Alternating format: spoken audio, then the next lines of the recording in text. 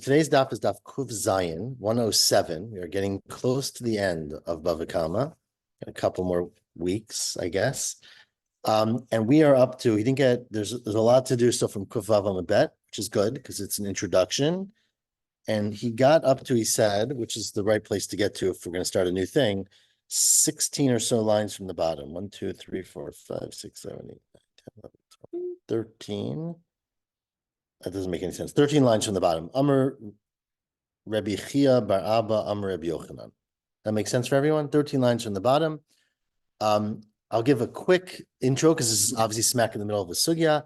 But the question that we are discussing is a very interesting set of psukim in Parshat Mishpatim from last week, which talked about the question of kefel, right? And the Torah says, I'm reading now verses from Perek Chaf Bet in Mishpatim, Ki yitain ish al re'ehu kesef o kelim l'shmar. A person gives money or objects to their friend to watch, and it's stolen, and you find the ganav, you pay shnayim. And then it says in Pasuk Zayin, if you don't find the ganav, then you bring the person to court and you swear, and if you swear, then you pay shnayim. So there's two cases we're going to see today actually to debate what they are. One is if someone steals it, you pay kefel. And the second is something called to'en ta'anat ganav, which is not per se stealing, though it sounds like it.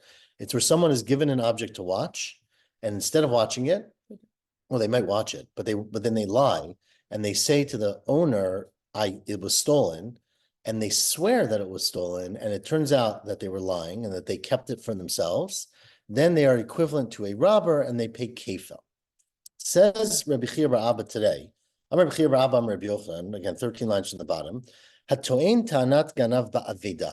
Let's say, not referring to the case of a pikadon, which is something you're given to watch, but an aveda, which is something you find. So I'm walking down the street, I find the gold watch. It's worth $1,000. There's a mitzvah command in the Torah to pick that up and return it to its owner. So I pick it up, not me. If someone picks it up to return it to its owner, what are you doing? Someone picks it up to return it to its owner, and the owner hears that this guy found his watch, and he goes and says, "Where's my watch?" And he says, "Well, actually, I found it, but it was stolen from me." Okay, and then the owner of the watch says, "Well, swear that it was stolen, because you have a responsibility to give it back to me." And he swears, right? Well, let's read that. He swears and he says it was stolen. That might be the case. And then it turns out he was lying. So he found the object. He basically stole it and lied about that. So says Rabbi Yochanan, says Rabbi Chia Bar Abba, in the name of Rabbi Yochanan, if you're to'en ta'anat ganav, you claim that something that you found was stolen from you, ba'aveda, and then it's found out that you were lying, mishalim tashlumi kefel. You have to pay kefel for stealing, basically, even though you found this thing in a legitimate way, but then you lied about it. And so you got to pay kefil. My taima. So there's no penalty for lying. No, it's a penalty for stealing, right? It's because by saying to him, it was stolen from me, you basically acquired it for yourself, essentially. But there's no penalty for swearing falsely. And potentially. So I added the swearing part. We're going to discuss that more in a second. Because the pasuk says, now it's a quote, Al kol aveda asher yomar ki huzeh. Right, the pasuk continues. If you steal, that's pasuk chet in that whole pasuk, which says, I'll call dvar pesha, where am I? Yeah. I'll call dvar pesha, everything you did wrong, al shar, al chamar, al seh, al salma, I'll call aveda, any object that was lost that you swore falsely about. So that was Rabbi Chia Bar Abba's statement. Eight ve Rabbi Abba Bar Mamo Rabbi Chia Bar Abba. Rabbi Abba Bar Mamo asked the following question to Rabbi Chia Bar Abba, who had quoted this halacha in the name of Rabbi Yochanan. It says later on, we're going to have a braita, it says the following, Ki yitain ish. It says if one person gives an object to another person to watch, and then the pasuk continues, is the pasuk I read to you, and the person loses it or says it was stolen and lied, but the words are ish. Says the braita, ein netinat katan klum. If you give something to a minor to watch, if you give something to an 11-year-old boy to watch, and then you go back to them, sorry, the opposite. So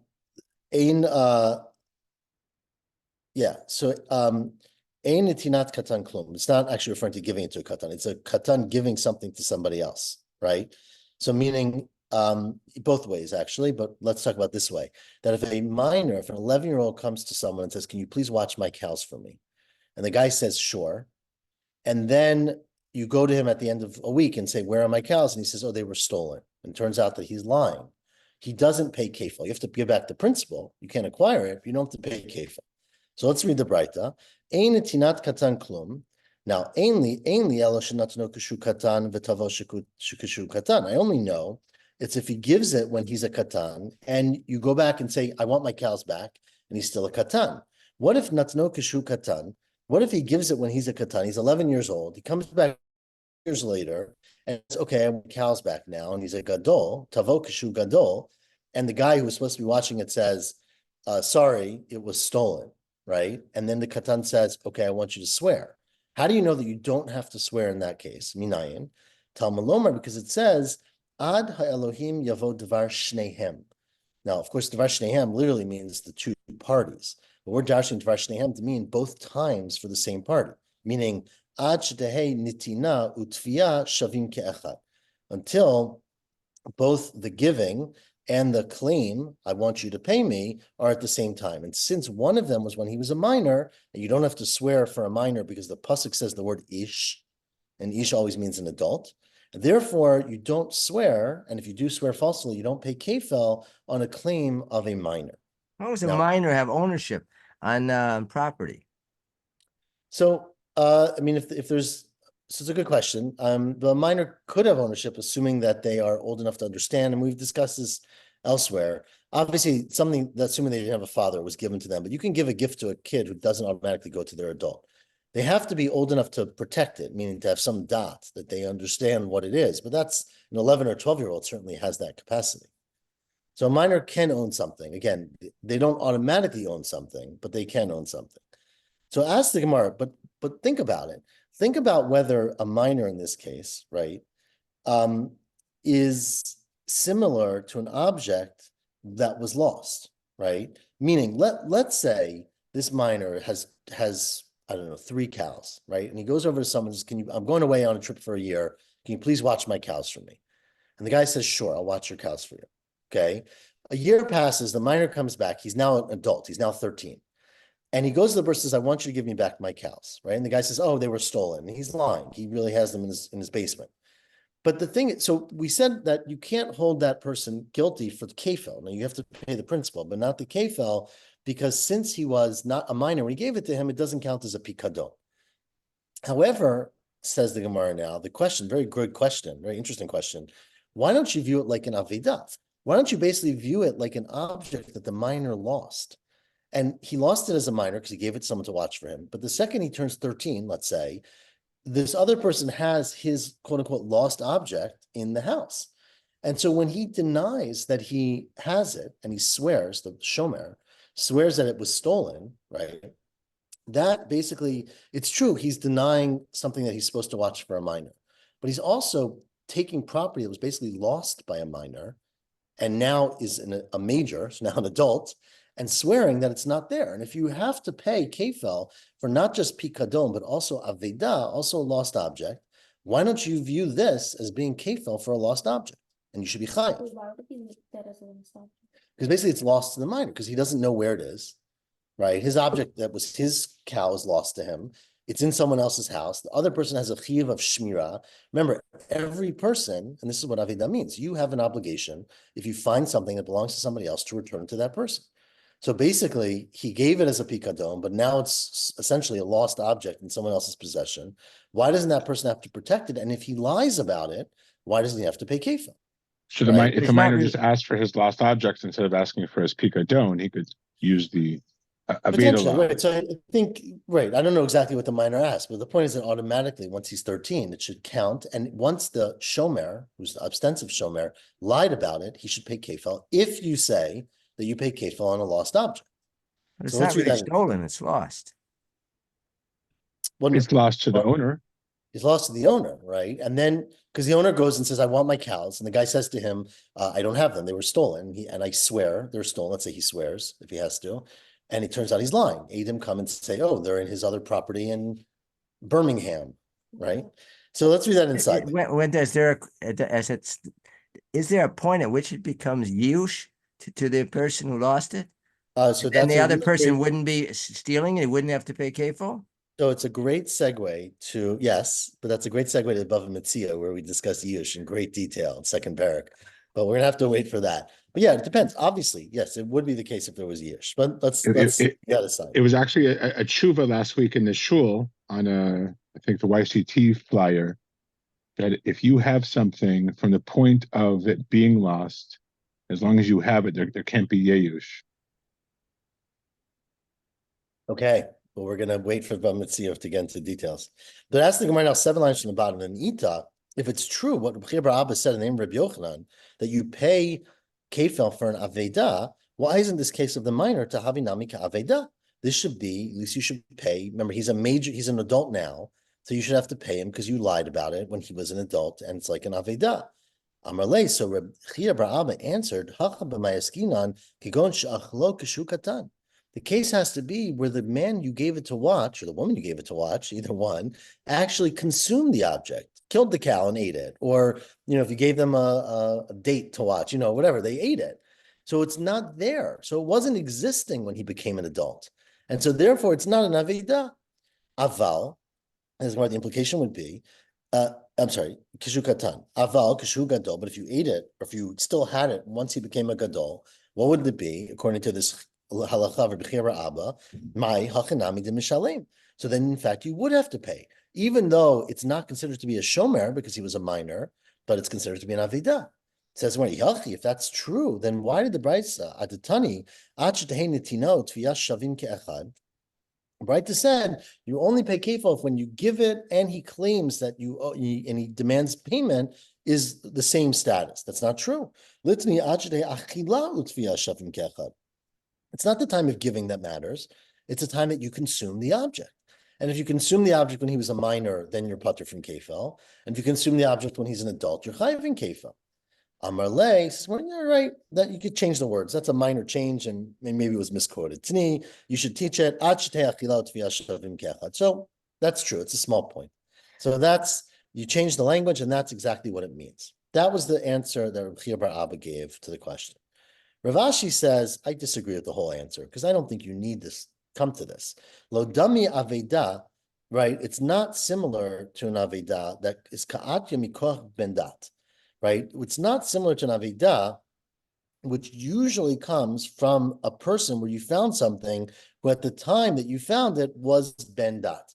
But bendat. This didn't come to you, meaning the person who lost this was a minor. Well, the person who gave it to you was a minor. When he became an adult, it becomes an Aveda, but at that point, he didn't lose it, basically. He lost it at the time that he initially gave it to you, and therefore you don't view this as similar to a regular Aveda, and that's why the halacha of B'chir Abba wouldn't apply in this case. So that's Rav Ashi's answer. It continues the Gemara 3 lines from the bottom. Great segue, great point to start. Amar B'chir Abba, another thing that Rabbi B'chir Abba said in the name of Rabbi Yochanan is Hato'en Tanat Ganav B'Pikadon. This is fascinating halacha, not agreed on by many today, as we'll see.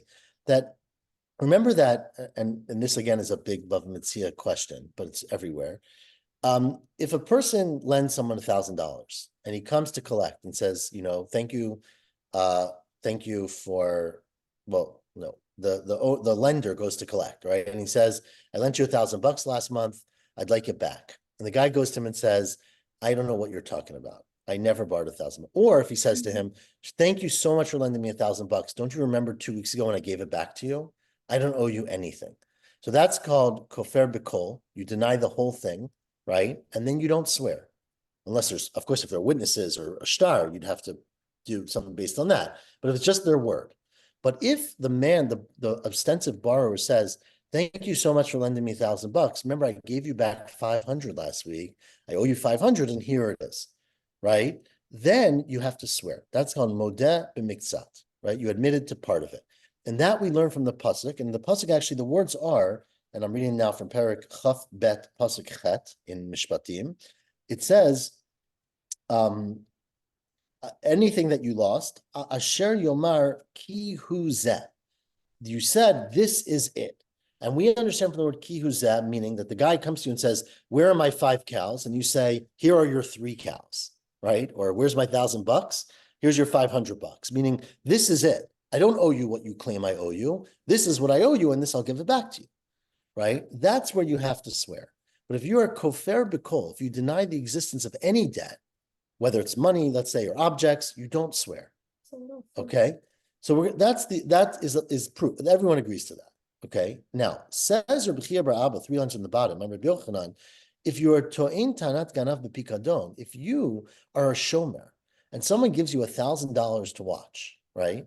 Let's say, and then he comes back the next day and says, "Can I please have my $1,000 back?" And the guy says, "I'm really sorry, it was stolen."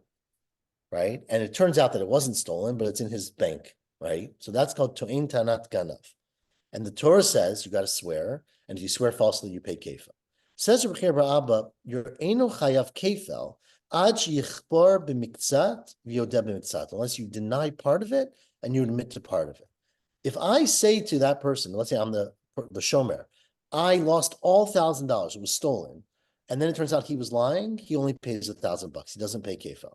It's only if he says 500 was stolen, and 500 is still here, and then it turns out he swears falsely and he's lying, that's where he pays kefil. My taima, says the bottom line, damakra ki huzeh. Because the pasuk in like I just quoted to you says this is what it is here, and it says it by to'in tanat ganav. That's what it's talking about. Where you are shomer, you're supposed to protect it. You say it was stolen, you were lying. That's where it says it. So that's the halacha of Rabbi Chia bar Abba, which is a huge innovation, right, about kefil. And says the Gemara on the bottom line, that argues with Pliga de Rabbi Chia bar Yosef. But this argues with Rabbi Chia bar Yosef. The Amar Rabbi Chia bar Yosef, and I'll turn to the top of Daf Kuf Zayin. Rabbi Chia bar Yosef says, many places in Shas, Iruv Parshiot Ketuvkan. That in fact, these verses are written in a mixed up way. They're mixed up is not the right word, but they're merged. Meaning, when it says the words ki huzeh in To'in Tanat Ganav, it's not referring to that case. It's actually referring to the case of lending money to someone. So basically, this is the way Rashi understands this. Tosafos says you can tell from the left side of the page has a lot to say about this. But this is what Rashi says that a lot, I would say. But what Rashi says is that it's basically an editing mistake, not a mistake, an editing change. The verse should be referring to where you lent money to someone, not where you gave someone something to watch and they denied that they had it, that they said it was stolen. Because, continues, ki huzeh, says Rabbi Chia bar Yosef, when it says ki huzeh, meaning I admit to part of it and I deny part of it, it's only a milvehu dichtiv. It's only when you borrow money, not when you're given an object to watch. Now, why is that? Ma'ishna milva. Why is it that by a loan you have to admit to part of it in order to be chayav a shvua? That's kidir Rabba. The Amar Rabba, as Rabba said, why does the Torah say that if a person admits to part of a claim, right? So again, Reuven goes to Shimon and says, I lent you $1,000 last week, I'd like it back. And Shimon says, I'd be happy to give it back to you, but I already gave you back 500, I'll give you the other 500. Then now Shimon has to swear, and if he swears that he only owes 500, he only pays 500, and if he won't swear, he's got to pay the 1,000. Why is that? Because chazakah, we have a common assumption of human decency that ein adam meiz panav b'fnei bal chovo. If Reuven lends $1,000 to Shimon and saves him from getting evicted from his house, Shimon's not going to go back the next week and lie to his face and say, you never gave me anything. Because all humans have a basic value of gratitude and debt. And so he won't, meiz panav means he won't be as brazen to deny it in front of a person who lent him money. The high bekuli by dinichbre. Really, Shimon would say to Reuven, I owe you $1,000, right? I'm sorry, Shimon really wants to deny the whole thing, right? And the reason he doesn't deny the whole thing, he doesn't have the guts to say to him, I don't owe you anything. So he admits to some of it. Now, why didn't he say, okay, I owe you everything if he really feels that guilty? Ubekule boy delodile. Really, he should admit and acknowledge he owes all $1,000. Hi de kafrle b'miktzat. The reason he denies 500 of it or part of it is because Savar he thinks imodinale bekule. Look, if I admit that I owe him $1,000, he's going to come to my house and collect from me, and I don't have it. Tavale bekule. He's going to come collect the whole thing from me. So ishtamitli miha hashta adahavi lezuze. I will hide from him, is literally ishtamitli means, or I will hide my responsibility from him until, for now, hashta, adahavi lezuzi, until I get the money, upara, and I will pay him back. So people justify, right? Everyone does that. They steal. They know they're stealing. They don't want to steal. They are very guilty about it, but he doesn't have the money, or he can't afford the money, or he's got the money tied up in something. So he says, look, I can't deny the whole thing. The guy did me a huge favor. It's just too much, chutzpah to do that. But I can't admit to what I can't pay because I just can't afford the $1,000 now. So I'll admit to what I can, let's say, and I will deny the rest. I get money. I'll go. It then goes to you and says, okay, well, swear about that. And of course, he's not going to swear falsely. So because he won't swear falsely, he'll admit, okay, actually, I owe him all the money and end up paying truthfully. So therefore, Hilkach Rama Rachmana Shvua Iluve. Therefore, the Torah said, you've got to swear. So that he would admit the whole thing. Now that is only true, last two lines now of Tafkuf Zayin, Amud Aleph, Gabi Milva Hu. You can only say this by a loan where a person did you a favor and lent you money. Aval Gabi Pikadon, but the opposite is true about a Pikadon, because in a Pikadon, Ruvain needs a favor from Shimon. And he goes to Shimon and says, I'm leaving town. Can you please watch my cows for the next month? And he's the Shomer Chinam we're talking about, right? He's not even paying him. So there, it's very conceivable that when Reuven comes back and says to Shimon, okay, give me back my 5 cows.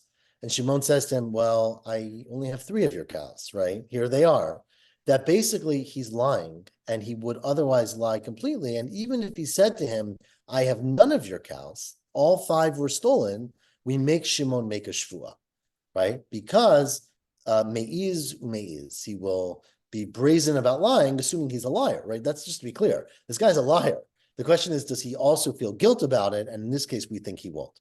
And so therefore, according to this opinion, again, I just read this according to Rashi, Tosfos takes out these last words because he disagrees with what I just said, but, or Ben Tam at least. But Rashi's explanation of this here is that he disagrees with Reb Chia bar Abba and says that in terms of a shomer, right, a pikadon, you have to swear even if you deny the entire thing. By a milva, by a loan, you only swear if you admit to part of it and deny part of it. The pasuk says ki huzeh by a pikadon, by a shomer. But what Rabba would explain, or what the Gemara would explain, is the opinion of Rabbi Chia bar Yosef that in fact iruv parshiot, those words should be somewhere else. Essentially, you move those words from the parsha of shomer tonen tain ganav to the parsha of loans of ki yavet ami. Okay, that is is. Rav Chia saying that the Torah is not edited correctly? So that's right. So that's a lot of what Tosfos delves into, is that often when we say Eruv Parshiot, what we really mean is that it refers to this and something else, right? Which sounds like a mix, right? And so Tosfos therefore actually takes out these last words and goes to length to say that in fact you'd have to do both. It's referring to both loans and pikadon. That's Rabbeinu Tam's opinion. But yeah, but according to Rashi, that's it. I mean, I wouldn't say it's an editing mistake. I don't know why the Torah speaks it out this way, but the Torah is telling you something that you are supposed to understand refers to a different context. I don't think either editing mistake or it's intentionally confusing. Correct. It's understood. To get us to think, Rosa claims. Let's keep reading and we'll see. So what happens in the case if he denies everything? The milva, he doesn't have to swear. He does have to swear. No, in a loan, you mean, or in a loan? Loan. He doesn't have to swear if he denies that he ever got anything. In a loan, only if he did. No, it's b'miktzat. He has to swear. Correct. Or just to be clear, it's even if he admits he got a loan, but he says he paid it all back, right? Which would be a more likely scenario, right? But both of them. Now, again, if there's independent proof, and this is Bava Metzia discussion, first parak in Bava Metzia, if there's independent proof that he got the loan, then it's not based on just his word, and then obviously it's a whole different discussion. But if he denies everything, then the lender never gets the money back, right? Correct. And if you then have proof of it later, he would have to pay it, but he doesn't pay kefil. But that's, again, a different discussion. Says the Gemara now, last line of Kuf Zayin Amud Aleph. Tani Rami bar Chama. Says Rami bar Chama, Arba Shomrim Tzrichim Kfira b'miktzat v'hoda b'miktzat. There are 4 Shomrim who need to, and he disagrees with Reb Chia bar Yosef, who says that according to Rashi at least, that that by a shomer you don't need modeh b'miktzat, right? Remember, Rashi's pshat was Rabbi Chia bar Yosef said only by alone do you need modeh b'miktzat, not by a shomer. Says the Gemara now, says Rami bar Chama, that's not true. All four shomrim need kfira b'miktzat, b'hodah b'miktzat. Who are the four shomrim? Elohein, a shomer chinam, a person who watches something without getting paid, a shoel, which is a person who borrows something to use it, who has the highest level of responsibility, a nosei sachar, a person who watches something for payment, right? He's watches it, but he's getting paid for that, and a socher, which is someone who pays money to use something, right? Amar Rava, my time at Rami bar Chama. What's the reason? Well, let's go down one at a time. Shomer chinam b'hadei k'tiv bei. By shomer chinam is where the pasuk says ki huzeh, right? And again, there was an opinion earlier, as we know, Rabbi Chia bar Yosef, that said that pasuk doesn't refer to shomer chinam. But according to this opinion, it's just the way it's written, right? So Rami bar Chama says it's said by shomer chinam. It applies to shomer chinam. What are other cases of shomers that aren't these four? These are only four. So why Shom- did they specific? Shomer Sachar, Yalef Netina Mishomer Chinam. A Shomer Sachar is derived from a Gzeir Shava that we have of the word Netina. When you give something to a Shomer Chinam, a Shoel, by a Shoel, it says Vichi Yishal. When you lend it in the Parsha Mishpatim, and the Vav is extra, so Vav Mosif Al Inyan Rishon, to tell you, add on, it's like when you buy the bigger package, right? Everything in the previous one plus more things. So the same thing is true about a shoel. He has all the responsibilities of the earlier shomrim plus additional responsibilities because he gets the most benefit. He borrowed it. And a socher, sorry, the fourth case is really not a fourth case. Because remember, we had a discussion earlier, and again, we'll have this many times, but how to treat a socher. And there was one opinion that said treat a socher like a shomer chinam, because since he's paying for it, he only has minimal responsibility. And there was another opinion that says treat a socher like a shomer sachar. And either way, we know that both of those things have to have modeh b'miktzat. So socher, ilam anam shomer sechar, hainu shomer sechar. Then it's the same halacha. Ilam anam shomer chinam, hainu shomer chinam. And so Rabbi Chia bar Abba, getting all the names wrong. Rami bar Chama disagrees with Rabbi Chia bar Yosef about whether a shomer has to be modeh b'miktzat or not. Continues the Gemara. Amar Rabbi Chia bar Yosef, now 7 lines from the top. Again, these are the same names. Hato'ein ta'anat ganav v'pikadon. Right, this is a case again that we've talked about many times, but it says this is a person who's given an object to watch. He's a shomer chinam, and you give him your diamond ring to watch. And at the end of a month, you go back and say, can I have, well, let me pick a better case. Sorry. You give him your cow to watch. Okay. And at the end of a month, that's the Gemara's case. At the end of a month, you go back and say, can I have my cow back? And he says, I would love to give it back to you, but it was stolen. And he says, well, you have to swear about that. Right. And if the guy's willing to swear and he says, I swear it was stolen, and then witnesses come and say, it's not stolen, it's in your basement, then you got to pay kefil. Right. That was the case. That's the Torah. These are the verses in Mishpatim. Okay, says Rabbi Chia bar Yosef, a fascinating addition, which is very, very stringent. Hato'ein tanat ganav b'pikadon eino chayav ad sheyishlach bo yad. What I just said is not true. You're not chayav if you claim that it was stolen and you did it and it wasn't stolen. You're only chayav if you actually took it and used it inappropriately. Remember, a shomer is not allowed to use the object that they're watching, a shomer chinam, right? You took the cow and you used it to plow your field. That's essentially stealing it. And once you did that, you robbed the person, basically. Then they come back at the end of the month to claim their thing, and you say it was stolen. Turns out you were the one who stole it, basically. But you're only chayav kefil if you actually used it. If you didn't use it, you're not chayav kefil. Why is that? My taima. Because the pasuk, Amar Kra, you should add in the words Amar Kra, the pasuk says, V'nikrav bal habayit el Elohim, right? The owner of it goes to the Elohim, which means to the court, and says, and you have to swear, im lo shalach yado b'melechet re'eu. You have to swear that you didn't use your hand to engage, to steal the object of that was lent to you.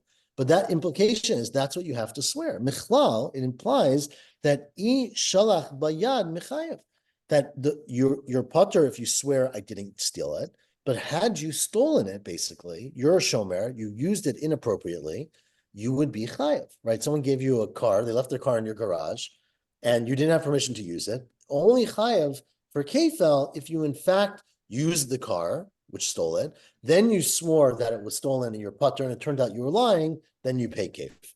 Does main- eating it considered to be also misappropriation? Yes, yes. Yes, okay. So lememra, what that implies is the b'shalach b'yad askina, that it's only referring to a case where you actually use the thing. So this is a fascinating halacha. Yosef obviously means that's very unlikely, that or not very unlikely, but unlikely you'll be chayev, but you have to steal it. And if you don't basically actively steal it, then you're not chayev kefel for denying that it was, for claiming that it was stolen. Now, Amr Luhur B'chiyabra. Now, again, we're going to get into this all in the rest of today, so I don't want to speak too much of it out, so we'll get into it. But the important thing to remember, we've had this so many times in Bava Kamma, is that there is a concept that a robber, a ganav, acquires something by stealing. And the simplest form of that concept, just to be clear, is with a shomer, right? Because if I give someone something to watch for me, like my car, let's say, or my cow, and I leave it in their house, and it gets stolen, they don't have to pay. Right? A shomer chinam does not have to pay something is stolen. And certainly if there's an ones, right? If a meteorite falls from the sky and lands and kills it, which is an ones, right? Then you don't have to pay. But if I take that car for a spin or I use that cow, then I stole it and actually acquire it so that now if it dies from an ones, or if it gets killed or if it gets stolen, I have to pay it back. Because the ganav acquires something, not that they can keep it necessarily, but they acquire it to be responsible for things that happen to it that you wouldn't have been responsible to as a shomer, right? And now we had a whole different discussion for many weeks about whether you do have to give back the same thing or whether it's kanat hashavim, right? Remember, the ganav doesn't have to give it back, but the bottom line is that you have some kind of kinyan when you steal something.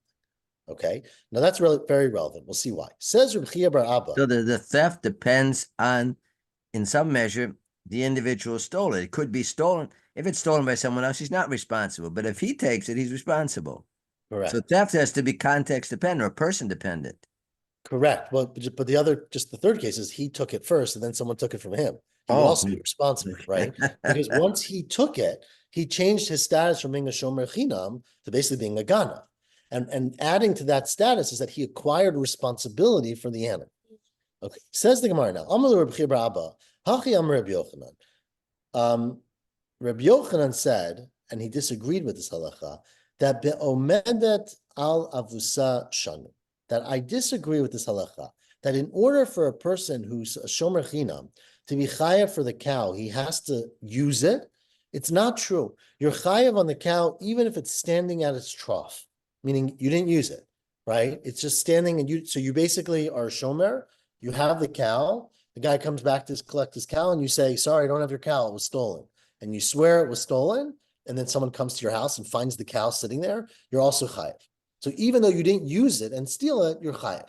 Now they asked the following question: Amarei Reb Zera, Reb Chia bar Abba, when Reb Yochanan said that you're chayav if the animal has not been stolen, is that only dafka bo'omedet al avusa kamer?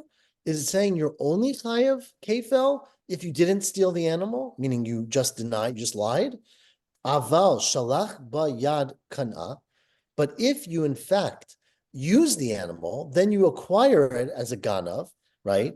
And shvua lo mahanya beklum. And therefore your shvua doesn't mean anything, because basically you made a shvua about something that all in essence was true, right? To your point earlier, right? You basically swore that it was stolen, and it was true because you stole it yourself, right? So basically, you didn't make a false shvua in essence. You stole, but your shvua was essentially when it was already stolen. Oh, Dilma, and therefore you wouldn't pay kefel, right? So therefore, once you found out that you were lying, you would have to pay it back, but you wouldn't pay kefel. Oh, Dilma, or perhaps Rabbi Yochanan said afilo omedet al avusa kama, right? Maybe Rabbi Yochanan was saying, no, you pay kefel if you used it and then swore falsely that it was stolen, and you pay kefel if you never used it, right? Because what the first case for Chia bar Abba was saying, Chia bar Yosef, was limiting it to where you used it. Was Rabbi Yochanan arguing, or I mean, he's definitely arguing. Was he adding, or was he totally the opposite and saying if you used it, then you're a ganav and you're no longer a shomer and you no longer pay based on swearing, kefel? Or was he saying that it's also if you never used it? So he answered him. This was what he asked from Chia bar Abba. right? Amar lei, and Chir bar Abba said back, I don't know the answer. Rabbi Yochanan was not clear about it. Zu lo shamati. I did not hear the So- resolution to this. However, kiyotze bo shamati, I heard something similar from Rabbi Yochanan, which I think is very relevant to this case. The Amar Rabbi Asi and Rabbi Yochanan, we're around halfway down on Kuf Zayin Amud Bet. Because Rabbi Asi said in the name of Rabbi Yochanan, let's say you do the following, okay? Hato'ein ta'anat avad v'nishba. Okay, you're a shomer, and a guy comes back and says, okay, I would like to have my my cow back that I gave you. And you say, oh my goodness, I looked everywhere this morning and I can't find it. It must be lost. Now you're a shomer chinam, you're patur for aveda, right? Unless you're posheya, right? If you're posheya, which means you're negligent, then you're chayav. But as long as you're not negligent and it's lost, like many things get lost, the animals that can, you are patur, but you have to swear that you don't have it, right? So you say it was lost. Where am I? Avad v'nishba. Now let's read it this way. This is the way Rashi's Goris. That basically you show up the next day, the chazar. You come back the next day, and you say, you know what? I was looking back at the security tape, and actually last Tuesday it was stolen. So I know why I can't find it, right? Because it was stolen. And you say ta'an tanat ganav, and the guy says, well, you have to swear v'nishba, and you swear. So you swore day one that it was lost. You swore on day two that it was stolen. And of course, on day three, the witnesses come and say that you're a big fat liar and it's sitting in your house. Right? Ubo edim says Rabbi Yochanan patur. You're patur from kefil. Again, you're always have to give back the Karen, just to be clear. You stole it. But you're patur from kefil. Now, why are you patur? My lav, my taima, lav mishum dekana b'shvuah rishona.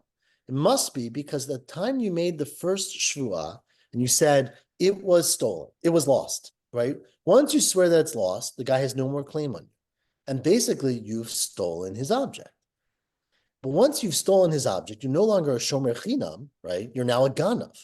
And so when you make the second shvuah and say it was stolen, you're not a shomer chinam making a shvuah, you're a ganav making a shvuah, and therefore you're putter, right? Even though you stole it, basically. Yeah. Why is he patur again? He's patur because he's no longer a shomer who stole. Remember, you're chayiv if you're a shomer who's supposed to be watching something, you deny that you have it, and you swear that it was stolen. But here, because on day one, when you claimed it was lost and you swore that it was lost, the guy has no more claim against you, right? Because you're a shomer, you have absolved all your responsibility. So you have essentially stolen his object from him because you have taken away his legal claim to the object. And so then on day two, when you come back and say, oh, no, it was stolen, you're not a shomer saying that it was stolen. You're a ganav saying it was stolen. And again, you pay back the principal, but you don't pay kefel for that shvuah. Okay? So what you see from here is, right, that what you see from here is that whenever you steal something, you don't pay kefel on the shvuah. And so that would answer the question that the only time you pay kefil on the shvuah, according to Rabbi Yochanan, is if you didn't steal it sitting on its trough and you never actually used it inappropriately. But if you actually take his cow, plow the field, and then lie about it, you no longer have to pay kefil for that shvuah. Well, we learned earlier, ganav is chayav kefil, isn't he? So that's a really good question. Let's keep reading, but presumably, well, let's read a little more. But just to be clear, Rashi quotes this here also from Motzaei, is that you're only chayiv, you're probably only chayiv kefil if you steal something, not if it comes to you as a shomer and then you steal it. So if it comes into your possession legally, because the guy says, can you please watch this for me? And then you steal it, you're not chayiv kefil unless you swear falsely and lie. Right? If you swear falsely, you are, but Rabbi Yochanan seems to be claiming is that if you make a kinyan in it, if you acquire it, then you're not. So anyways, that is what he answered him. Amrle, he said back to him, lo, that is not the reason that you're putter. It's hol v'yatzi yedei ba'al mishvuah rishona. The reason you're actually putter in this case is not because you stole it with the first shvuah and now basically you're swearing about something you stole. It's because the second shvuah was not required. Right? When you came that second day and said it was stolen, I need to make a shvuah, you didn't actually have to make a shvuah anymore because you've already absolved yourself of any responsibility as a shomer because you claimed it was stolen, it was lost, and you swore about that, and he has no more business with you. So you didn't have to come the next day. Basically, when you came, it was a voluntary shvuah, and a voluntary shvuah won't be mechayiv you kefah. So that's the reason. Itmar Nami, in fact, we have that explicitly said in a statement of Rabbi Eli, of Rabbi Yochanan, Amar Bava, Amar Rabbi Eli, Amar Rabbi Yochanan, Hato'en Tanat Aveda B'Pikadon. A person claims that the object they're supposed to be watching was lost. V'nishba, and then they swear, and they lied, they said it was lost. V'chazar V'ta'en Tanat Gneva V'nishba, and then they claim it was stolen, the same object, and they swore about it. Uba'edim patur, they're patur from playing kefil for swearing that it was stolen. Because they basically got rid of all their responsibility to the Baalim with the first shvuah, the second shvuah was almost like a play thing. It didn't really matter. Yeah, but we said explicitly. Before we were saying it was a thought, now we found the quote. But now we have Adam that prove that he stole it, and so that isn't his first Shavuot a Shavuot Shav, because now you've got Adam. Adam proved that he took it or he stole it or whatever. I mean, he's definitely lying. Yes. So the answer is yes. But the point is that before the Edom come, right? Before you get to the Edom, the second shvuah he made was a completely unnecessary shvuah because Edom hadn't come yet, right? The Edom, once they come, it turns out he's a big liar, and now he's got to pay back the object. But since the shvuah that he made, remember, if a person comes and says, "Where's my pikadon?" and I say, and the person says, "I don't have it," and he says, and he doesn't make a shvuah, and Edom come, you don't pay kefil. Right? You only pay kefil by what's called toin ta'anat ganav if you make a shvuah, right? If you're a watchman, a shomer, you claim it was stolen, you swear that it was stolen, and then it's found out that you're a liar. So those conditions were not kept in this case. Amar of Sheshet, we are around 15 lines from the bottom. Hatoin ta'anat ganav b'pikadon. If a person says that something was stolen, we'll see why this relates, of course, to what we just said. You're to'ein ta'anat ganav b'pikadon, right? You claim that something was stolen that you're supposed to be watching. Says Rav Sheshet, kiven shesholach bo yad patur. Once you use the object before you make the shvuah, you're patur. Meaning, you say, I don't have this. The cow that you gave me was stolen. The guy says, okay, you have to swear about that. So the next day in court, you got to swear. Before you go to court the next day and swear, you take the cow that afternoon, you take it for a spin around the block, right? Use it to plow your field. Then you go to court the next day and say, I swear it was stolen, which is a lie. Says Rav Sheshet, since you used it, you don't pay kefil. My taima, why not?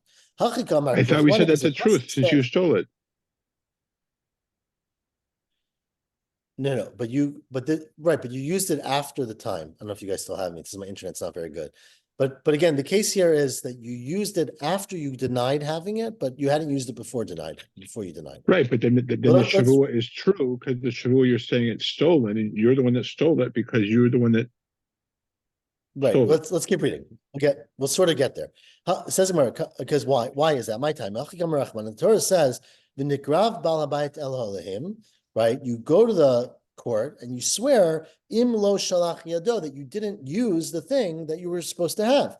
But ha shalach yado patur. But here, since you used it, you are patur again from kefil. Amar la Rav Nachman, says Rav Nachman v'lo shalosh shvuot mashpinoto. But remember that we've had this before, but we're going to have it many more times. They make him give 3 shavuot. You have to swear 3 things when you say you don't have something. Shvuah shelo pashati. One is a shvuah that you weren't negligent, right? Because if you're a shomer and a thing is stolen, but it was stolen because you were negligent, you fell asleep, drunk with the door open, that's negligent, then you're chayav. But you have to swear, I was never negligent in watching it. So that's one shvuah. Shelo pashati ba. Shvuah shelo shalachti bayad. You have to make a shvuah that you didn't use it. And shvuah she'eno b'reshuti, and a shvuah that I don't actually have it hiding in my basin. Now, my love, these are 3 shvuot, right? Shvuah shelo shalachti bayad dumya de shvuah she'ena b'reshuti. They're similar. That the shvuah that I didn't use it is similar to the shvuah that I don't have it. And ma shvuah she'ena b'reshuti. If you swear, I don't have your object, it was stolen from me, and then it turns out the next day that you have it, you lied. Ki migalya milta de'ita b'reshutei. When it turns out that you lied about that, chayav, you'd be chayav kefil. So too, av shvuah shelo shalachti bayad. So too, the shvuah that I didn't use it, the implication is that if it turns out that you did use it, because you stole it, so again, as we've been saying, not someone else stole it, but you stole it, when it turns out that you lied and you stole it, that you should also be chayav kefil. Amalei said back to him, well, you conveniently skipped the third shvua. Right? The third shvua, the first one is shvua shelo pashati. I didn't get drunk, fall asleep, and leave the door open. But let's say it turns out you lied, and you did. You don't pay kefel, right? You just pay Karen because you basically were negligent in watching it. But there's no kefel. You didn't steal it. So he said back to him, "Lo, the fact is shvua shelo shalachti bayad is dumya de shelo pashati ba." That's how you compare it to. Then mas shvua shelo pashati ba. If you swear I wasn't negligent, and it turns out you were negligent, there are witnesses who show up and say we saw you negligent. Kimigaya milta de pashaba. Then you'd be putter from kefil. Again, you'd have to pay the principal because your job was to watch it. You were negligent in watching it, but you don't pay kefil, right? Putter mi kefil, now we say. Af shua shalosh shalachti bayad, kimegaya milta de shalach bayad, putter mi kefil. So when you find out, you are putter from kefil. So that is the halacha of Rav Sheshet, that again, if you use the object, you acquire it, and you no longer pay kefil as one who is to'en ta'anat ganav. Tomorrow we'll continue. We're not done with this, so don't write the final chapter yet. But God willing, we'll continue tomorrow. Do we have a time for tomorrow? Miriam, is the evening what's necessary? No, actually, I don't have class tomorrow, so I can do the morning if Right. that works for you. It's all open. So what would people prefer? We got to take a vote. The assembled members. I'd say if we could do the morning, of the usual time, I'll go for that.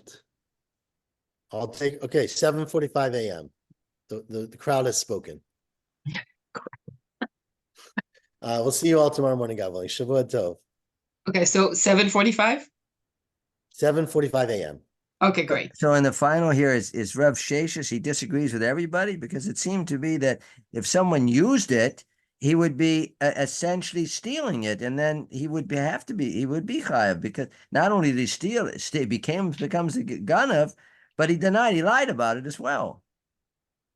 Correct. So yes, so he's disagreeing with everybody. Correct. And he's saying you have to use it in order to be chayav b'shvua. Right?